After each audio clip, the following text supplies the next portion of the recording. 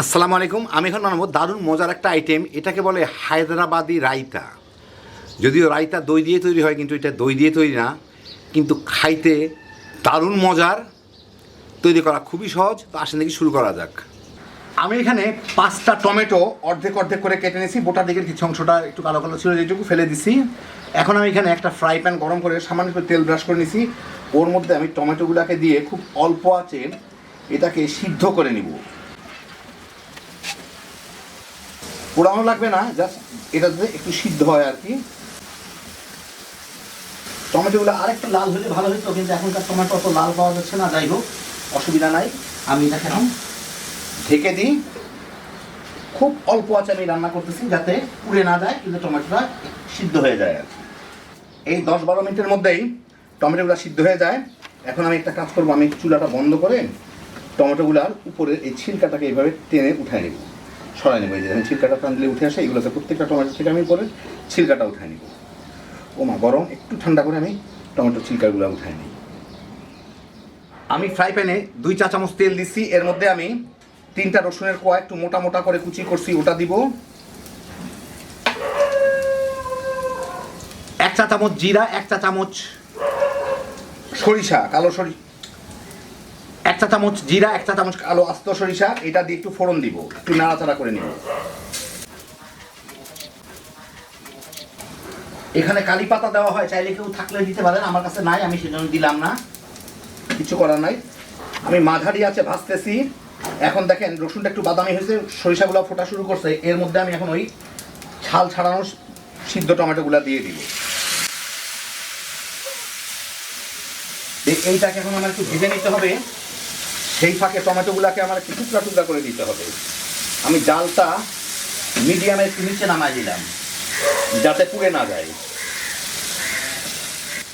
টমেটোগুলো একটু শক্ত, অথবা আমি একটু ভর্তা করার মতো একটা জিনিস দিয়ে এটাকে দিয়ে চেপে চেপে এগুলোকে গলায় দিই। যতদূর সম্ভব এটাকে গলায় দিতে হবে, ভর্তা করে দিতে হবে এর সাথে।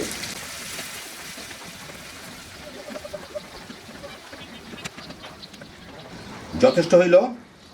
এখন আমি এটাকে এর সাথে ভেজে নিব, মানে পানিটা শুকায় নিব। একটু শক্ত শক্ত থাকলো টমেটোগুলো, ওগুলাও কিছুটা গলে যাবে। একদম মিহি করা দরকার নাই, যা আছে এতেই চলে যথেষ্ট। এখন এটাকে এই মাঝারি থেকে একটু নিচের আছে ভেজে নিব, যাতে পানিটা শুকায় যায়। এই 4-5 মিনিট ভেজে পানিটা একটু শুকায় গেলে, একদম শুকায় কিন্তু দরকার নাই, একদম শুকনা শুকনা করা যাবে না। পানিটা কিছুটা শুকাইলেই হলো, আর ফ্লেভার একটা সুন্দর রিলিজ হয়।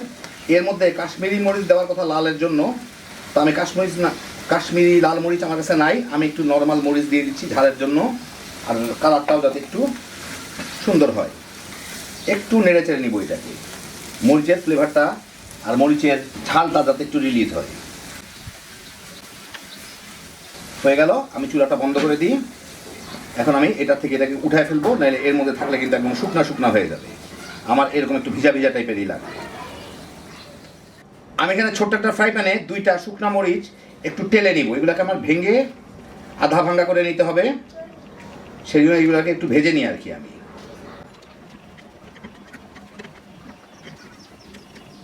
মরিচগুলো পোড়ায় লাভ নাই, একটু ভালো মতো ভাজা হইলেই আমি এগুলোর মধ্যে চুলাটা বন্ধ করে দিই। এই গরম ফ্রাই প্যানের মধ্যে আমি আধা চা চামচ জিরার গুঁড়া দিয়ে দিব। গুঁড়াটাকে তালা টেনে নিব, এই গরমের মধ্যে এটা তালা হয়ে যাবে। এটা যা গরম আছে তাতেই হয়ে যাবে, বুঝতেই পারতেছেন ধোঁয়া উঠতেছে।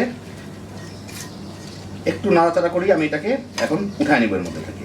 এই যে তালা হয়ে গেল, আমি জলদি উঠায় নিয়ে যেতে। তো এখন আমি এর সাথে মিশাচ্ছি কিছু শসা কুচি, ধনিয়া পাতা কুচি, পুদিনা পাতা কুচি, একটু মরিচের কুচি, যার যার স্বাদ মতো দিয়ে দিবেন। 1 টেবিল চামচ চিনি, যারা চিনি খান না চিনিটা স্কিপ করে আপনাদের পছন্দ মতো সুইটনারটা দিয়ে দিবেন। যে জিরাটুকু টেনে রাখলাম সেই জিরাটুকু, মরিচ 2টা ভেজে রাখছি। এই মরিচগুলোকে আমি একটা প্লাস্টিকের ব্যাগের মধ্যে ব্যাগের মধ্যে দিয়ে গুঁড়া করে নিব, তাহলে আমার হাতটা বেঁচে যাবে আর কি।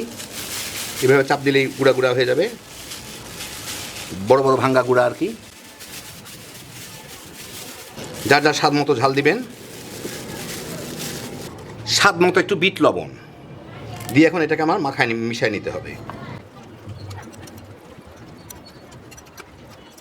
ভালো মতো মিশিয়ে নিলাম। হয়ে গেল আমার টমেটোর রায়তা। এটাকে টমেটোর চাটনিও বলতে পারেন, কিন্তু রায়তাই বলে আর কি। যে কোনো ভাজা পোড়ার সাথে খাইতে অসাধারণ। আপনাদের একটু একটা ভালো বাটিতে মধ্যে বেড়ে দেখাই। এই দেখেন হয়ে গেল আমার দারুণ মজার হায়দ্রাবাদি রায়তা।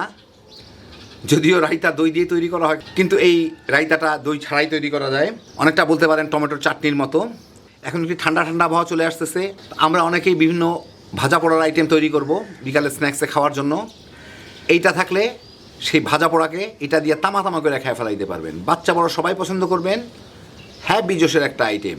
আর একবার বানায় ফ্রিজে 3-4 দিন এমনি রেখে দিতে পারবেন। আল্লাহ আপনাদের সবাইকে ভালো রাখুন, সুস্থ রাখুন, নিরাপদে রাখুন। ইনশাল্লাহ বেঁচে থাকলে আবার দেখা হবে। আল্লাহ হাফিজ।